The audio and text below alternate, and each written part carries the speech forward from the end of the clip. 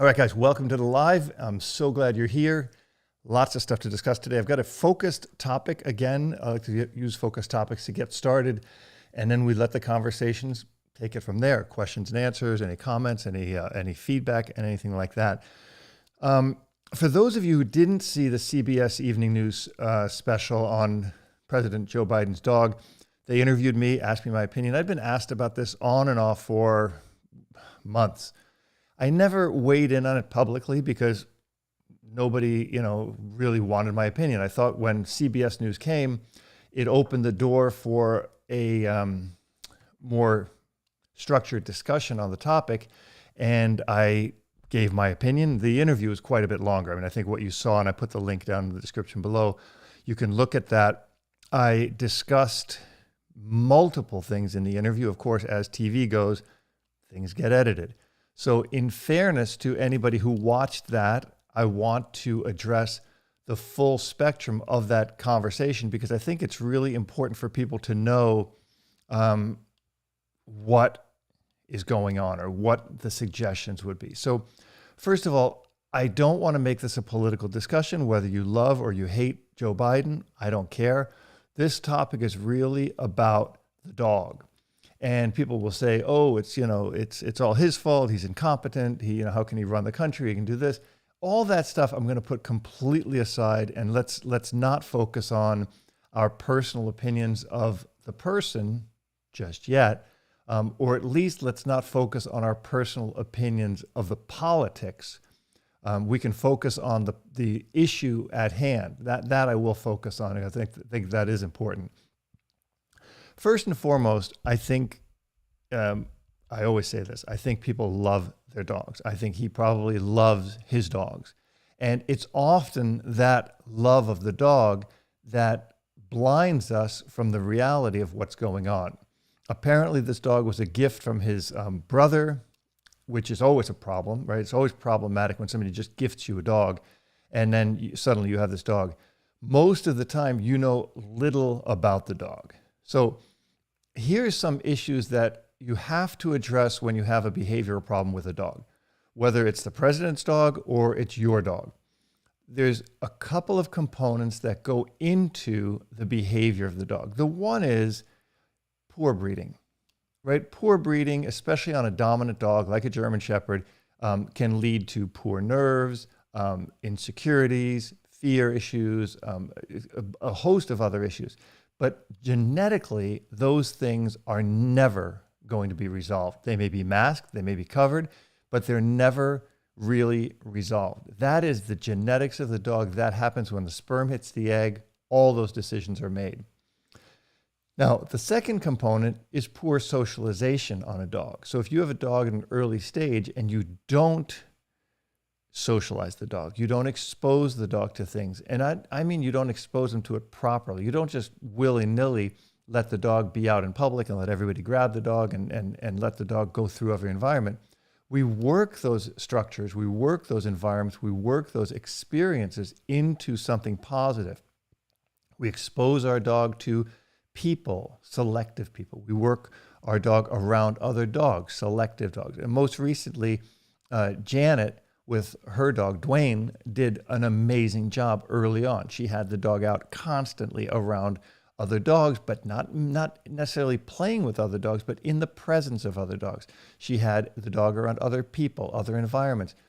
All those things, along with really good genetics, led Dwayne to becoming a really nice dog. He's super stable in any environment. He's super stable with people and with other dogs. Doesn't like dogs running up to his face, but most dogs don't. But if that happens, I'm not worried about a disaster befalling him because he's had really good experiences. And the third component is poor training. So in other words, once the dog is past the socialization phase, what structure is put upon the dog? What expectations, rewards, and consequences are put upon the dog in order to teach him what we expect of him? Those are the three components: breeding, socialization, and training.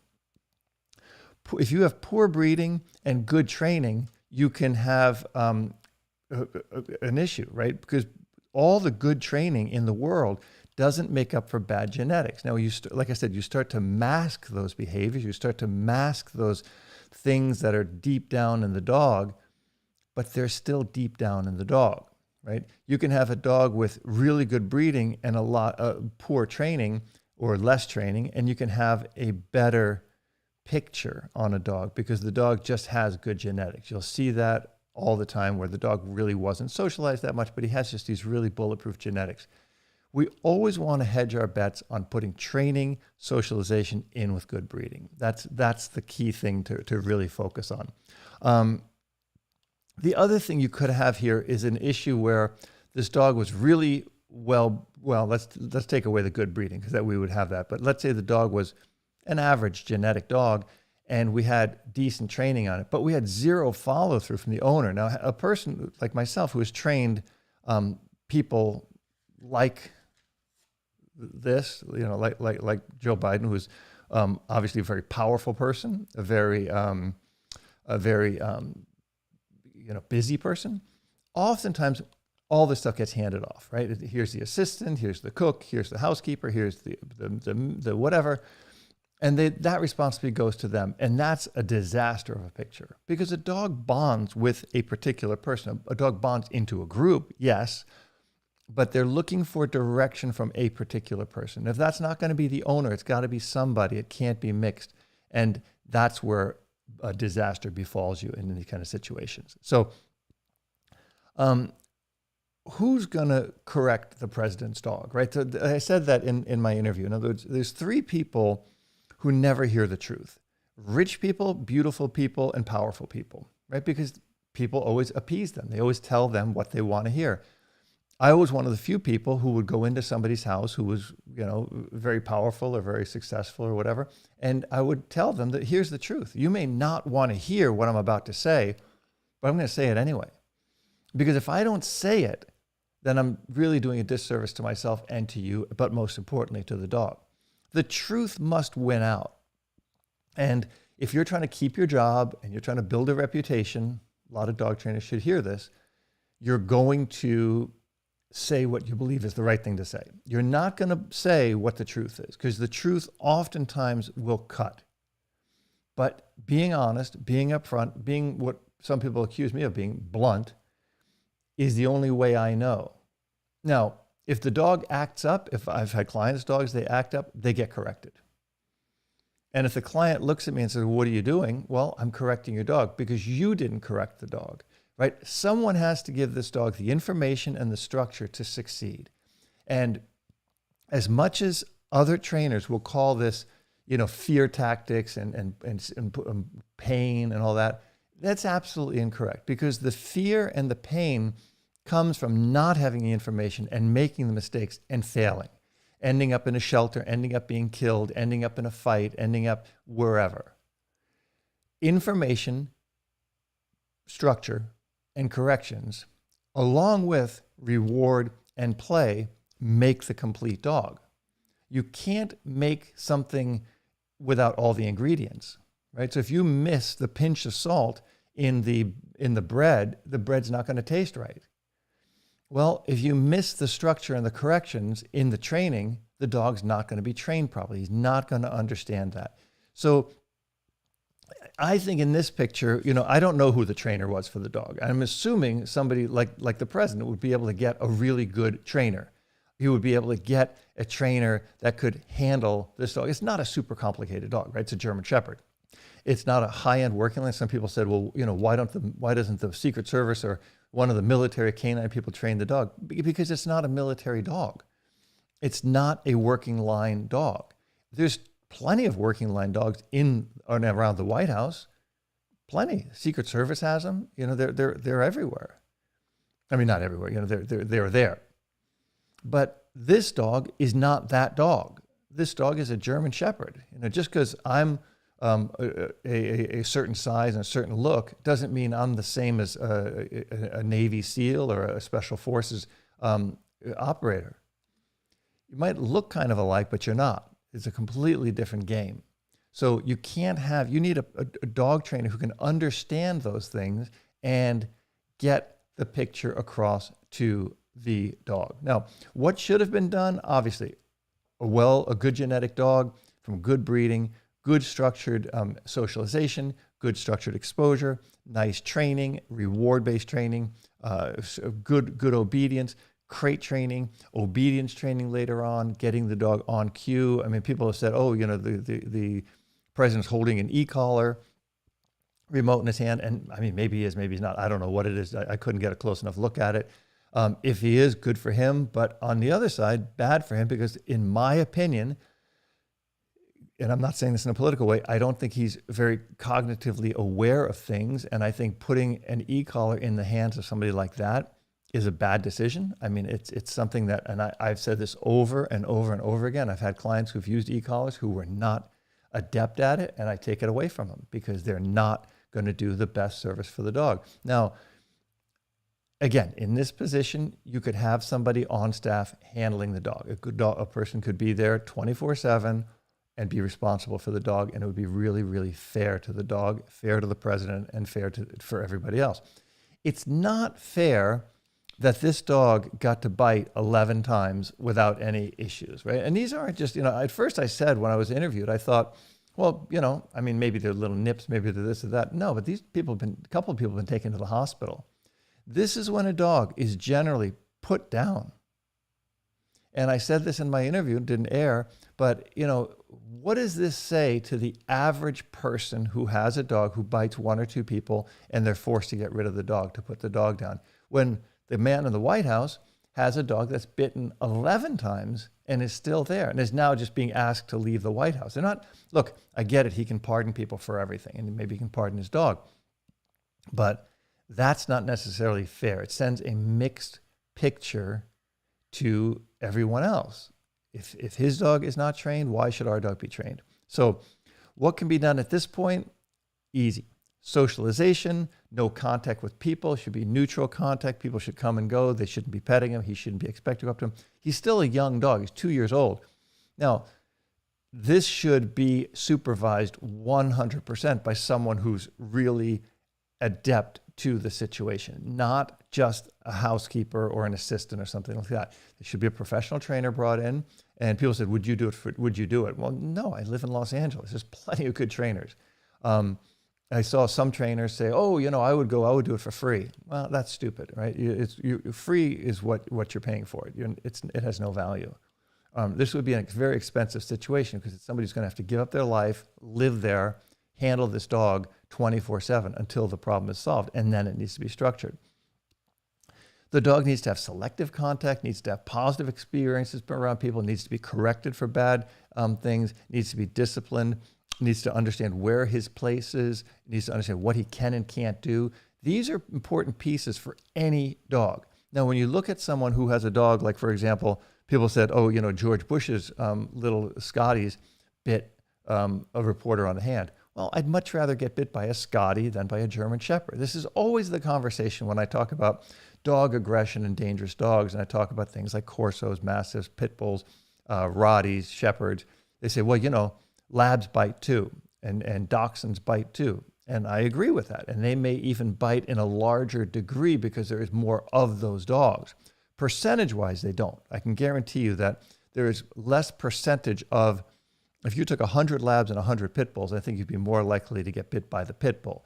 Now, Terriers are another picture. But what I will tell you is that there will be a lot more damage from a Pit Bull bite, a Mastiff bite, a Corso bite, a German Shepherd bite, a Rottweiler bite, a Malinois bite, all those. There's going to be much more damage because they're trained to bite. Labs are bred to have soft mouths. Labs and Goldens, that's what they're bred for. That you need to go back to the genetics of this, right? So if the dog is going to be in the house, it's a powerful dog. They said there hasn't been a dog in the White House who hasn't bitten in 100 years. Okay, so that's fair enough. But this is one of the first times that I remember. I know someone years ago, I forget if it was Roosevelt or Eisenhower or something, had a Malinois, I believe, or a German Shepherd. The issue is the strength of this bite. I mean, Obama's Portuguese water dog bit kids, right? So this is typical of powerful, rich people because they feel they can get away with it, right? You're in a position of power. You're the president. You're untouchable. Now, if your ego wants you to get a German Shepherd, okay, then you get a German Shepherd. But that dog is going to cause more damage than the Scottish Terrier or even the Portuguese Water Dog. Portuguese Water Dog's a strong dog, but it's not like a German Shepherd. Janet said, well, what do you think would be a really good dog for the president? And it's funny, the same thing I was asked by CBS Evening News. I said, for a person like Joe Biden, President Biden, he would be well suited with a real chill dog like Jimmy, like a Labrador, a Golden Retriever, an easy, chill dog that's going to just hang out under the couch, under the desk, and hang out with him. That's a wiser decision for someone when you don't have the ability to to be on top of the dog. I mean, the youngest president we've had in a long time was Obama. Obama didn't really pick a really high-end working dog. I mean, he picked the Portuguese Water Dog. I think with some allergy issues. At first, he was going to get a rescue dog, and that went sideways. And I'm glad. Portuguese Water Dogs are really nice dogs. I think they're nice dogs. But was he really actively involved in the training and the handling of them? No, of course not. He's running a country, right? When people run countries, they're not really able to focus on the dog. Thank you very much for the Little Trucker Kennel for the super chat. That's very kind of you. So what I want to do here is I want to kind of get into some of your questions. You guys have been posting questions for a while or comments, and I want to kind of touch on them. That is my spiel on the president's dog, on the biting, on what I would do about it, what happened, the circumstances surrounding it from a dog trainer's perspective. Now, I have no secret information. I don't know what's going on. I don't know if the dog was, beaten, abused, neglected, or whatever. I don't know any of that. I'm giving you an observation on a German Shepherd that bit 11 times and what could be going on. Usually, I'm pretty astute on these things, usually pretty easy to figure out. I've dealt with it a lot with the shelters. But in truth, it needs to be handled. It needs to be managed. And again, you're dealing in a household where there's two dogs, right? One hasn't bitten, two have, right? So this is his second one, and it was started as a puppy. So genetically or training-wise, there was a big failure, and I hope they resolve it. I mean, I love to see a dog in the White House. I feel bad when there's not one in the White House, but I feel worse when there's a bad one in the White House, and all this stuff, goes on. So I'm going to go through here, see if there's any.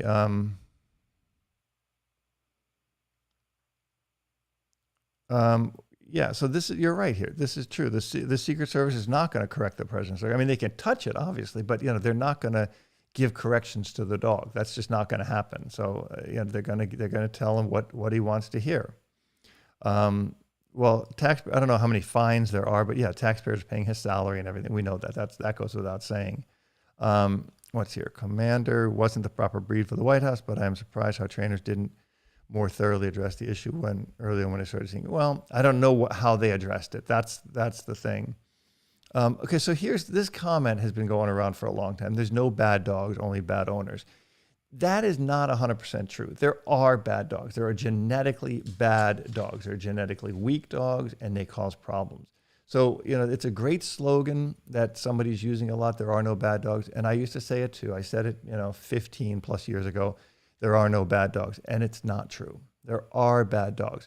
99% of dogs that you see that are bad are as a result of poor training, poor socialization, and poor ownership. I give you that.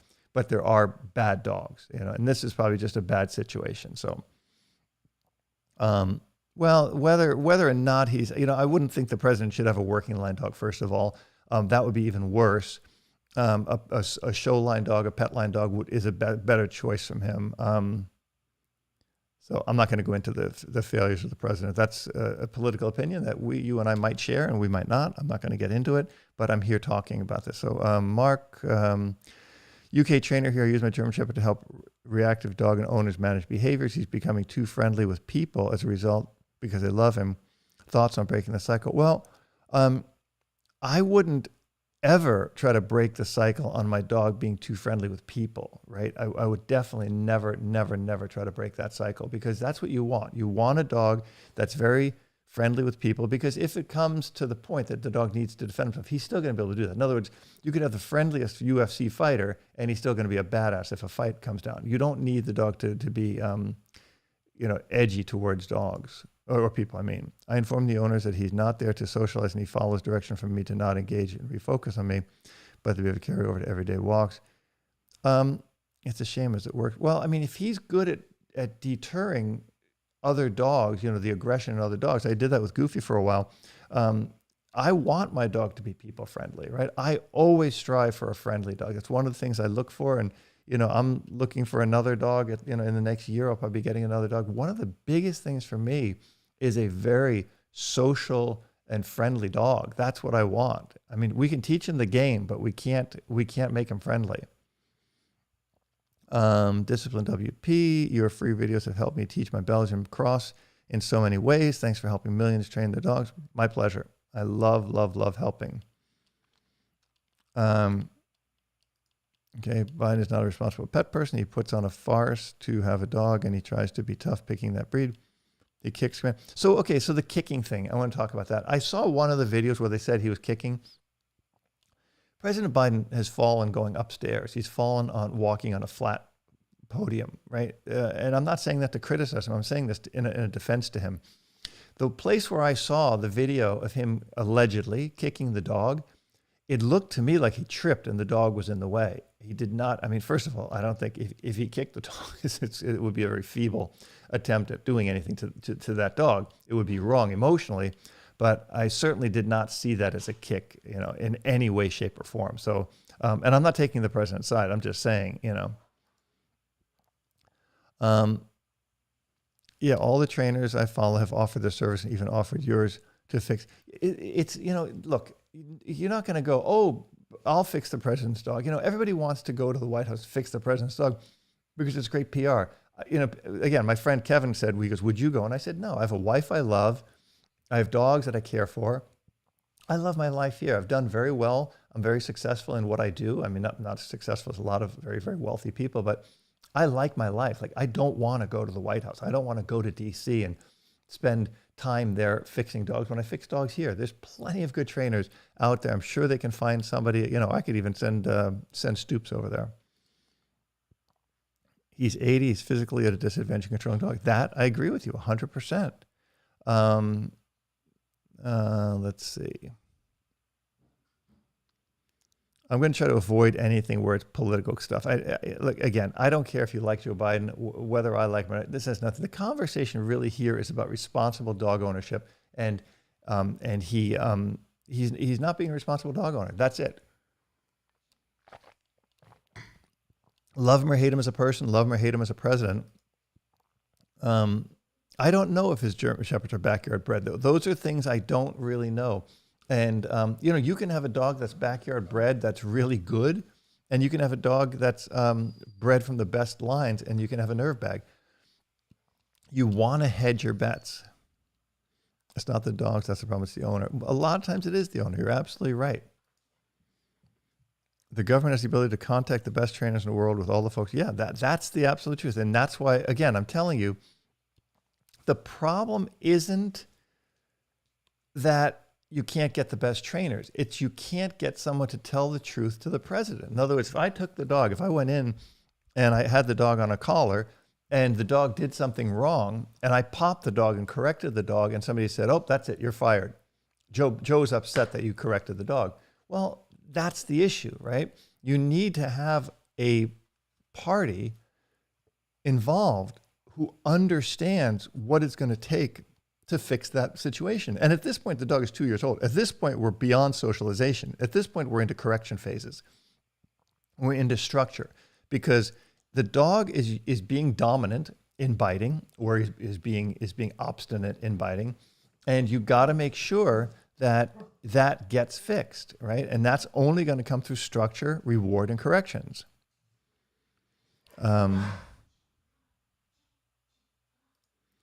Okay, I run obedience with my dogs in new social environments. Works great for a stable dog. So they get social interaction and environment, but are engaging in obedience and yeah, I agree with that. But your dog might genetically be a lot better dog than this dog is. Good job. Yep, absolutely. A huge factor in this case, Robert, environment. That type of environment would be. You're right. That is a huge component. That's why you need a genetically stable dog. But you can look at a genetically stable dog that can go into a huge shopping center with hundreds of people bustling around and not have an issue. And you can have a genetically unstable dog that will go into that same shopping center and have their tail between their legs and be a nerve bag the whole time, right? That's what you have to look at. That's critical. Let's see.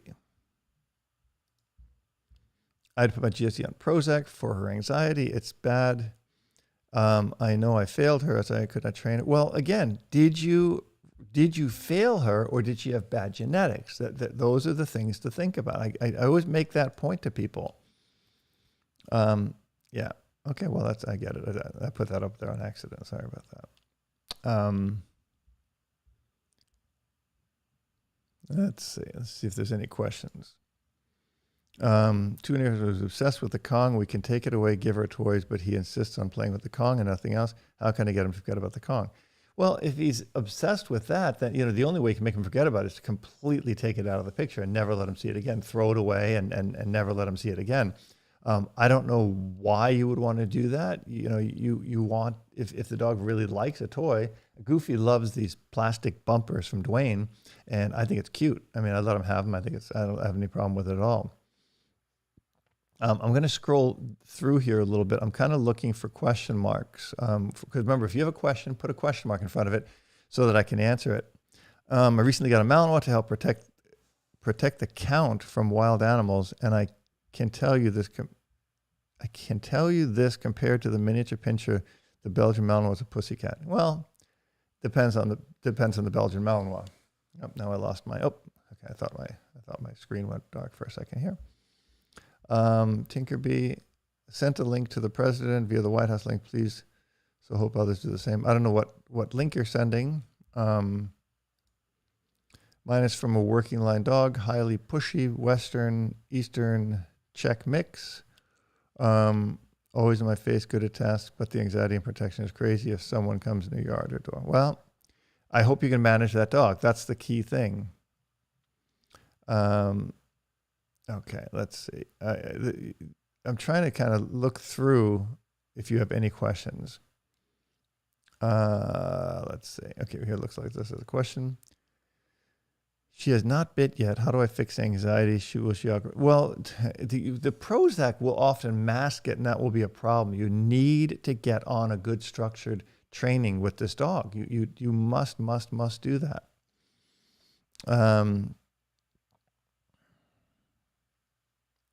Let's see. Here's a question.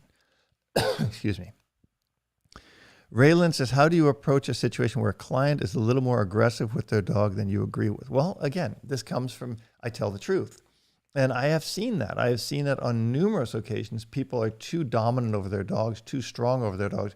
And what it does, it just creates a nervy dog. And that's a big problem, right? You don't want a dog to be nervy. You want a dog to be confident. And that's why often I say, watching what I've seen in the past, women raise puppies, for example, like Janet with Dwayne, women will raise a much more confident and cocky dog than a man, because a man is not going to put up with stuff. He's going to go, hey, knock it off. Hey, don't do this, and kind of squash things out. A woman lets a dog get away with things more, and that creates a more confident dog. In other words, a dog thinks, I can get away with this, I can get away with that, I can get away with this, I can get away with that.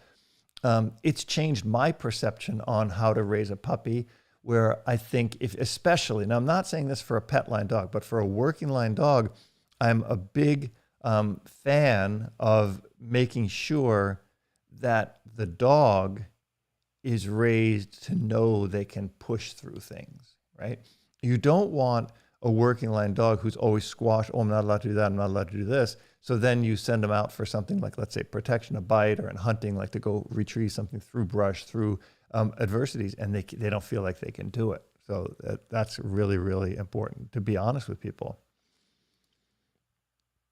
Well, now you know, since you were unaware. Okay.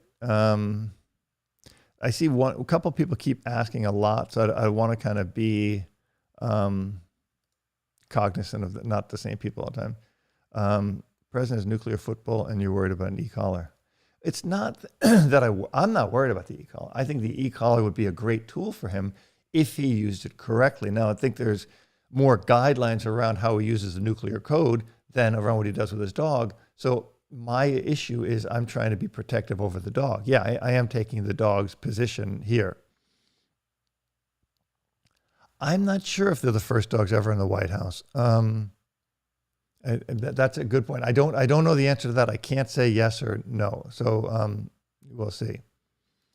Yeah, the reason I'm doing this topic is because so many trainers have done their little 2-minute spiel on, oh, this is what I would do, this is what I would do. I've been brought in to fix problems for powerful people, for famous people. I hate it.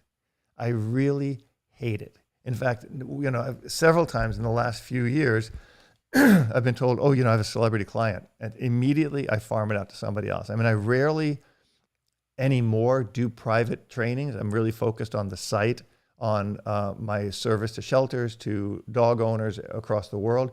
So for me to go spend a couple hours with a private client, it's just not worth it. And celebrities tend to be a pain in the you-know-what, because they want to hear what they want to hear. And I'm just the wrong trainer for that. So,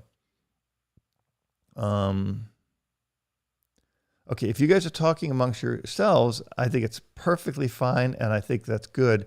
I just need you to kind of make sure that if you're asking me a question, to put a question mark in front of it, because I'm scrolling down here, and I see a couple of you guys have these conversations going, and I think it's fine.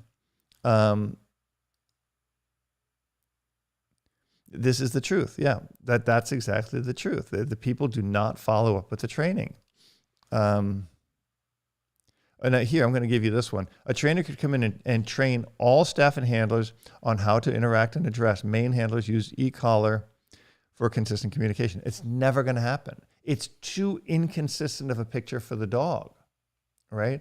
People need to learn to avoid the dog, and the dog needs to learn to avoid people. If the dog is learning to go up to everybody, now you have a dog that more than likely genetically is not able to handle that stress, especially a German Shepherd. They're friendly with their family. They're meant to be aloof with other people. They're not a breed that's just meant to be a lap dog. It's a dog that's meant for a purpose. It's a purpose-bred dog.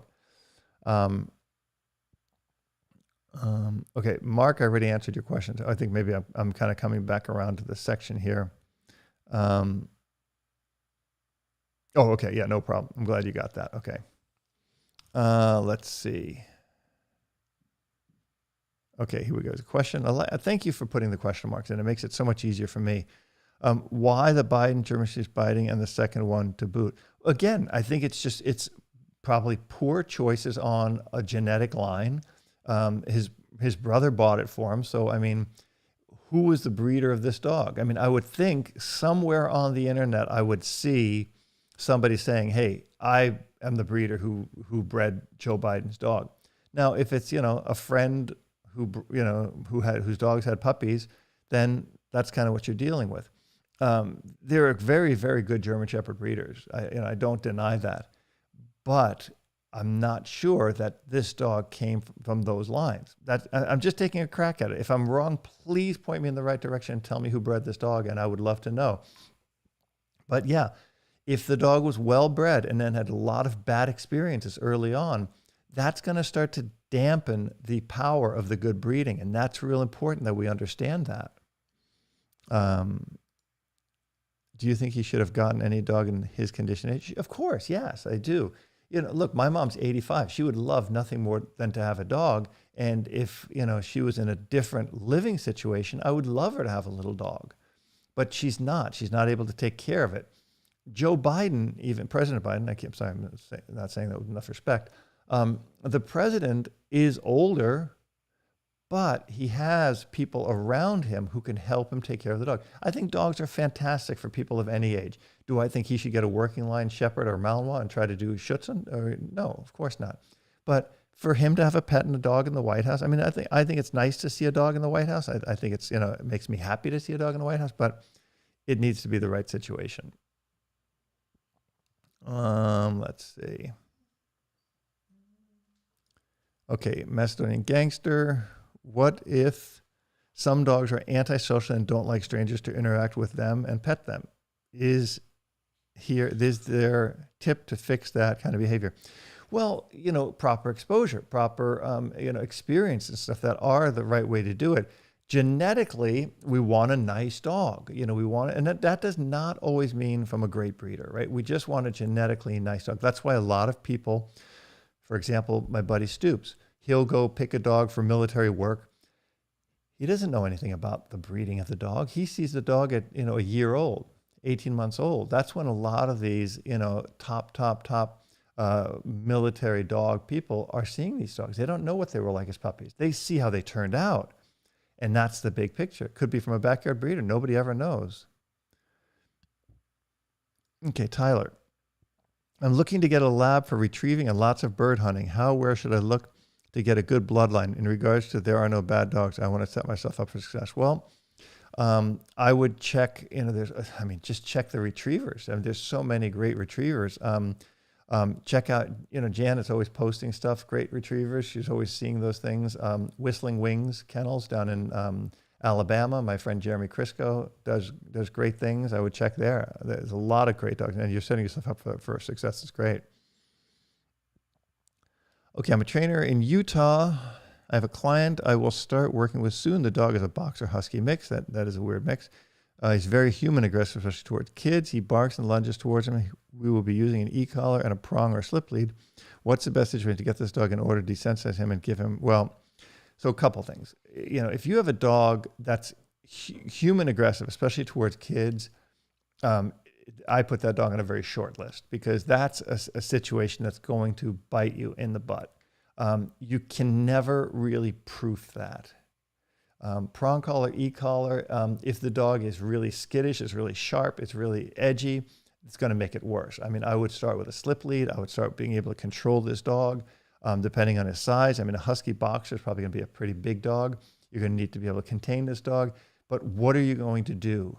How are you going to protect the children? If the dog is dog aggressive and you can kind of get another dog in front of him that's big enough that could fight back, one thing. If you have a dog that's people aggressive, I can put a person in front of him, the dog bites, the person can correct him, that's fine. But if the dog is children aggressive, particularly towards children, that's a dog that I have little place for in this world. I'm sorry. I think you really, really, really need to think this one through, and I would be really reluctant to give you advice because this could turn really ugly. Really do yourself a favor. Please give yourself some thought on this and see if that's something you want to approach, and consider the safety of the children. Since it's a second German Shepherd to bite, there's an issue at home with handling. I missed the first 15 minutes working my puppy.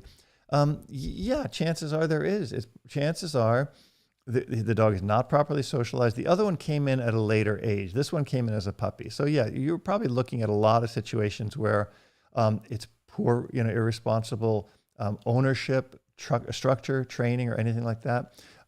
Do they have a trainer in the White House 24/7? Do they have somebody there? I know one of the other presidents did have somebody there. I'm not sure if it was Obama or not, but and somebody said it was costing the taxpayers $100,000 a year. Well, trust me. When you look at the money that that some presidents' wives spend on dresses and vacations and stuff like that, $100,000 for a dog, it's a lot of money, but it's not the end of the world. I have no idea what that means, but it's kind of kooky.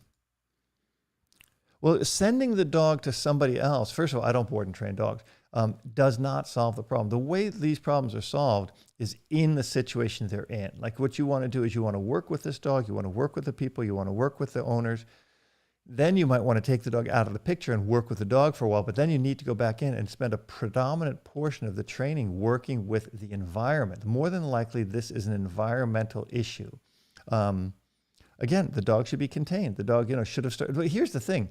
If the dog started out being crate trained in the White House and you saw a crate sitting next to the president's desk and a dog in the crate, you'd have all kinds of these humaniacs screaming that the president is caging his dog, and people across the world where crates are illegal would start doing that. So, we fall prey to political correctness, and this is where dogs get failed and people get failed. Yeah. Okay. So there you go, Judy. Yeah. Yeah. Okay. I already answered that question. Yeah, I agree with you on those things. Okay, Chris, what are you saying here? It is correct to leave the prong collar on the dog all day, not attached to the leash, not in the context. Yeah, you can leave the prong collar on. I do like leaving the prong collar on. Yeah, not 24 hours a day, but leaving it on a lot before you use it. My dog's friendly people. I agree and would never want to break the cycle. Being too friendly with people is never the problem. Yeah, I agree with you 100% on that. Good job. Okay, not siding with Biden, but he may not have known what kind of physical person it takes. I totally agree with you. It's not about, when I get a client, I don't look at, are they on the same side politically as me? Are they the same side as me as far as, anything? I kind of say this person is asking me for advice, and it's my job to help them to the best of my abilities. The president is the president. That's one thing. Whether I agree with him politically or not has nothing to do with the fact that this guy owns a dog and the dog is having an issue. And I'm a dog trainer and I'm a dog lover and I'm a dog advocate. So I want to do what's best for the dog. That's where I'm coming from in these conversations. This is about helping the dog. By the way, sorry, I'm 41 minutes into this. If you just popped in here and you haven't subscribed to my channel, please hit the subscribe button and the bell so that you get notified of all my upcoming videos, lives, and updates and everything. There's over 1,000 videos on this channel. And also, if you haven't checked out my website, robertcabral.com, please do so. Lots of great training tools there for you as well. Okay, really is not the one handling commander, it's the trainers. We don't know what Biden has said. He does not like his dog to be corrected. We know. Well, I didn't see that. I haven't heard that. But, most people don't like their dogs corrected. That's the problem. Mark says UK is banning XL bullies, and I've offered free help and advice to be compliant and aid muzzle training. It was needed in initial panic. Now very busy. Thoughts on appropriate work-life balance? Mark, I don't understand your question. Can you rephrase that for me? Because I'd like to answer that for you.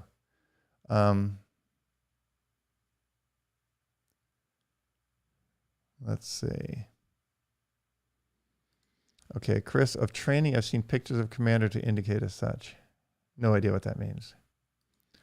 Sorry for the question, Robert, but can you explain what is genetically stable dog in your opinion? How can I know if my dog? Well, easy. That's the easiest picture to see. You'll see when a dog is genetically stable in how they act around people, how they act on slippery surfaces, how they act in crowds, how they act around other dogs, how they act around in busy settings, in noisy settings and all that. Is the dog able to tolerate that, to make do with that? If they can't, then you have a problem with the dog. Do you think that it's possible the focus will be on banning German Shepherds and other? No, I don't think so at all. Not at all. I mean, in this country, thank God, we still have, a lot of people who believe things in certain ways and in certain freedoms, thank God. I don't think we're going to get into banning things in this country. I mean, I think the e-collar thing, if they, a prong collar, it will be a state by state thing. It'll be, the radical liberal states like California, New York will go first, and they'll try banning it. But a nationwide ban, I have a hard time believing it's going to ever happen. But I'm still fighting it. Okay, Brian says, redirect bite during correction. My dog is wonderful, however, can be reactive towards other dogs on occasions while walking across the street. Being a border collie and all, they can be nippy. My isn't until she redirected on me during a correction on prong. No damage done. She's highly competitive on obedience. Okay, so you need to focus on, the prong might make her more sharp, right? So border collies are like Malinois, kind of thin-nerved dogs. And any kind of a correction that startles her makes her respond immediately to that feeling. In that situation, I make sure the dog is at a distance from other dogs. I make sure I have a vocabulary of things I can do with her. Like I could say, hey, and the dog looks at me, I say, good, or down. And all those things are worked out without distractions. And I bring distractions in at a distance, and I repeat the training. Be careful with a prong because it might get a real sharp response out of the dog. And I would consider with a dog like that just using a basic slip lead. It would serve this dog probably a lot better. Let's see. What did they put this? Okay, so when you have half questions here, I don't really understand what you're asking me. Okay, what's your advice when one dog starts to rebel in training session? Well, first of all, I want to make sure the training session isn't too long. I want to make sure that it's fair to the dog. I want to see where the dog is failing. Usually a dog starts to rebel, like what you're saying, in the later phases of the training when the dog is kind of saturated. Training sessions should be short. Dogs should know what I expect. Everything should be lured and shaped early on to get the dog to understand it before I introduce corrections and structure. But, and I mean structure in the line of corrections. I don't want to put too much on a dog. I always want to make sure that everything is very, very fair to the dog. Alex has almost 3-month-old Malinois puppy. He's doing great on training, but sometimes gets into a bit of biting frenzy when he gets too hyper. Should I do anything other than redirecting to a toy? No, it's a 3-month-old Malinois. That's exactly what I would expect that dog to do. Let's see.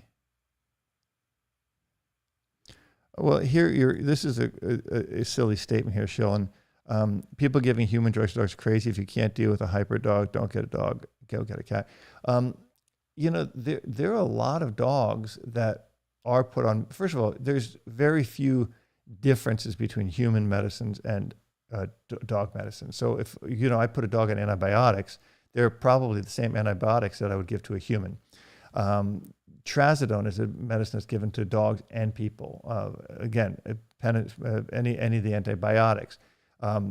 Most dog medicines come from human medicine, so that's a crazy statement. Now, I don't believe in having dogs addicted on things like antidepressants. I mean, if the dog is really a mess and this is the only option, yes. But training should be of the utmost importance. So be aware of that, of your statement there. I don't know if DC Animal Control can intervene. I don't think so. I don't think with the president they can intervene. Okay, why my Rottweiler who loves fetch and tug didn't show too much frustration and arousal in back tie training and how to build frustration and working energy. Well, you need to find something that the dog likes. So when you back tie a dog, you have to have something on the front of the dog that the dog is really crazy for. If not, the back tie is just going to make him kind of crush down and go, okay, then I don't really want to do this. They see it as a correction. The back tie should always, in my opinion, be on a harness. Some people put it on a flat collar. I don't like it. I like it on a harness. And it should be really used to build an engagement and a frustration and agitation towards the object. Will Commander have to be managed all his life? I don't know. He's only 2 years old at this point, so I don't know. I would think that this could still be resolved, but it would be an issue that would be, you need to look at it from a trainer's perspective and how people will, this next 9 months or 12 months with this dog is going to really determine the future of the dog. And the dog is probably going to live to be at least, 10, 12, 14 years old. So I certainly hope they make the right decision in fairness to the dog. How should I go? I think you mean about finding a dog with good genetics. I'm looking for a good lab work. Okay, I gave you that information. I would check down with somebody like Whistling Wings Kennels in Alabama. A good friend of mine, Jeremy. Tell him I sent you. Yeah, this one's called Commander. You're right.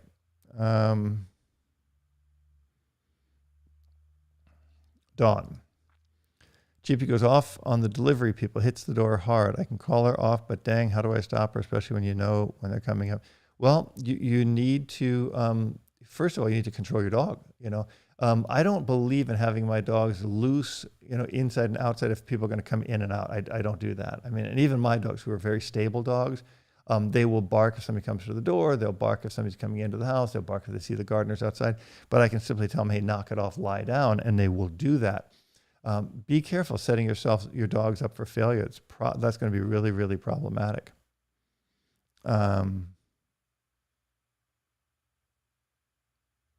Okay, what's this? Renee says, 2-year-old bull mastiff makes very friendly with people, but we've recently had some violent incidents at our front door, and he is now barrier reactive. How do I fix this? Love your work. Barrier reactive, you need to remove the barrier, but you can't remove the barrier in this situation since it's your front door because of the situation. So what you need to do is teach this dog not to go to that barrier. You need to remove the barrier by moving the dog away from it. So put a place board somewhere a little bit away from the door so the dog understands when somebody comes to the door, go to your place. And I would train that over and over again. A knock on the door means go to your place. When you hear this sound, ringing of a doorbell, you go to your place. That gets the dog into a habit of understanding what we expect of him and how to succeed. But you need to keep the dog away from that door, because that frustration of hitting that door is going to take it from becoming barrier to being really reactive. Once that barrier is removed, you got to get the dog away from the barrier. Really, really, really importantly.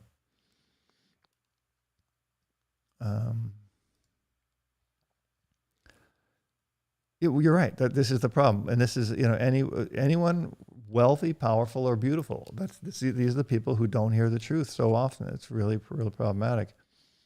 Okay, Crazy Rico. My dog is about to be 1 year old. Is very friendly with other dogs. He tends to wrestle and do the bitey face with other dogs. Is that okay? I feel like that's how dogs is. You know what? That's very astute of you, Crazy Rico. I don't like dogs playing too rough. Like, in other words, the dogs in the house here, Dwayne will play with Jimmy and they play very sweetly, and Maya will play with everybody. But it's a very short-lived play. I mean, our dogs are more geared towards working with us, like training with us and engaging with us. It's very, very, very rare that our dogs have that kind of wrestling thing. That's more of like a young, playful thing that dogs do in a group, like when they're in their own little packs and they play like that. It is, and other dogs may see that as being aggressive if they don't know it. So you'll have some issues. So I would, when they start doing that, I would just stop. Is it normal for a male dog to be protective of his female owner? Yes, very much so. I mean, cross sex, you have a lot of issues like that. Female on female, like a woman with a female dog, they often get into power struggles because they try to outweigh it. The female, you as the human must outweigh that and be over that dog in a structured way. Same thing with two males, a male and a male owner, same thing. But yeah, a male will become more protective of you, so you need to make sure you take care of that. Ashley says, I'm a trainer based. Okay, I've already answered that question for you. It was a very good question, by the way. Have you trained a Catahoula Leopard Cur? I have a Catahoula Leopard Cur mix, but that's a lot of dog. Catahoulas are a real hard, strong dog. If they can't sort the cocaine problem out, yeah, I'm not going to get into all that stuff, although I'd love that conversation, but I'm not going to. Doing my research, breeders, good. Do a lot of research. Get a really good quality dog, a good pet line dog, if that's what you want. Jackie says they're not the first dogs ever in the White House, nor the first German Shepherd. Franklin Roosevelt had German Shepherd and named Major. That also had the same fate as Biden's current dog. Okay, that's very good information. Is Commander just roaming free? Well, I wonder about too. I mean, I highly doubt that. But it's possible. I don't know.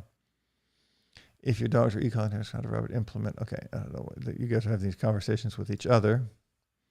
Why wouldn't the White House just hire a full-time staff? Yeah, that's my point exactly. That's what they should do. But again, people don't want somebody else correcting their dogs. You know, I mean, there's an important dynamic to look at that, you know, people love their dogs. And I've seen this. I always tell people right away, if your dog acts out, I'm going to correct them. And if that understanding isn't there from early on, then I can't work with you. You know, most of the clients I get have been through several other trainers and have had failures with these other trainers. So they're looking to succeed. So I get away with more and I'm able to help the dog with more than a young trainer who's just coming in and trying to do the right thing. If you're the last resort, oftentimes, you know, you get that. Just like the shelter dogs I work with, those dogs, you know, that's it. They're done. You know, there's no other way for them around. So they need that. Can Commander be reacting to energies? Well, yeah, all dogs react to energies and smells, of course. Would imagine the high stress levels and compliance that people would use as a mask to seem acceptable? Could he be protective of the president? He could be doing a lot of things, but in this sense, it doesn't matter what he's doing. He's doing wrong. He's biting people. And that's not something that we can have a dog doing, period. I read somewhere his brother is the breeder of both dogs. Well, if he is, then they got a whole different host of problems. Training a dog reactive German Shepherd this week. It's bitten twice. Recommendations for the best anti-bite muzzle. I would check the Jafco muzzles. The Jafco muzzles are ones I use, or if you can afford it, you can get yourself the muzzles from Hard Dogs Requisites. Those are very, very good muzzles. A lot more expensive, but the Jafco ones do a good job. German Shepherds are not bred to be a people's dog or a dog's dog. They love their families but are aloof. Yeah, that's absolutely true.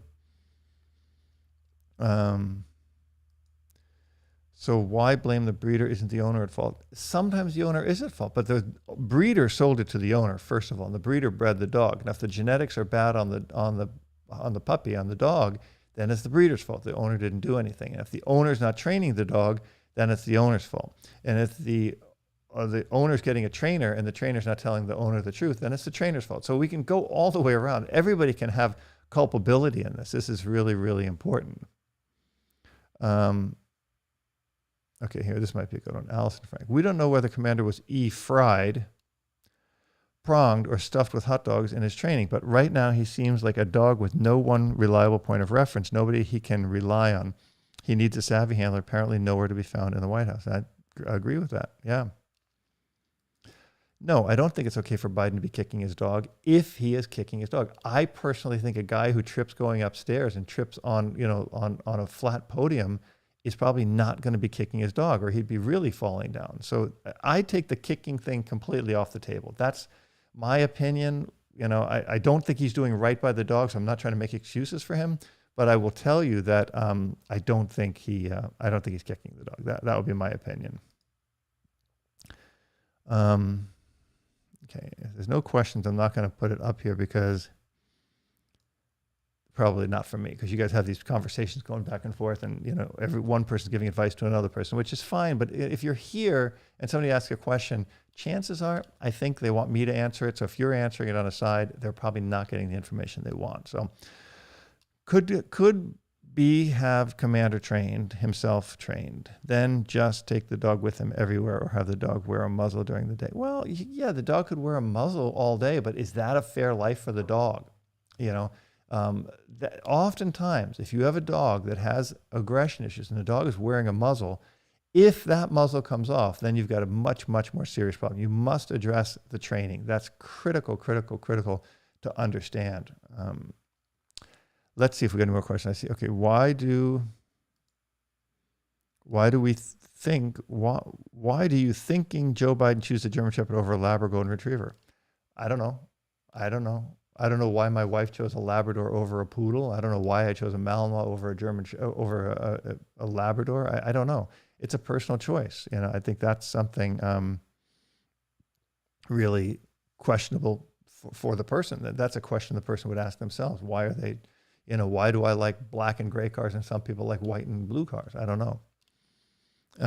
Okay, your dog is resource guarding your car. She barks now with people that are walking towards the car and drivers that make eye contact with her. What would you suggest? Well, always, my dogs are always in the boot of the car. So I have a SUV. The dogs are always in the back, and my dogs are always in a crate. And I have a minivan too, and the dogs are in crates in the van. That will protect someone from getting bit, my dog from responding, and I put a bark collar on Maya in the car so she doesn't bark. If you can't do that, then there's something else. But that's what I would suggest. Kelly says, do you think mouths can be trained with only positive training? I don't, but no, I don't think any dog can be trained with just positive training. I don't think any creature can be trained with just positive training. What we have to get away from is the thought that corrections inflict pain and suffering in dogs. This is the argument. This is the argument that I've addressed with these other whack jobs on the other side who say, oh, we're using an e-collar and a prong collar on a dog and a choke chain on a dog. You're abusing dogs, you're hurting dogs, you're training through fear and punishment.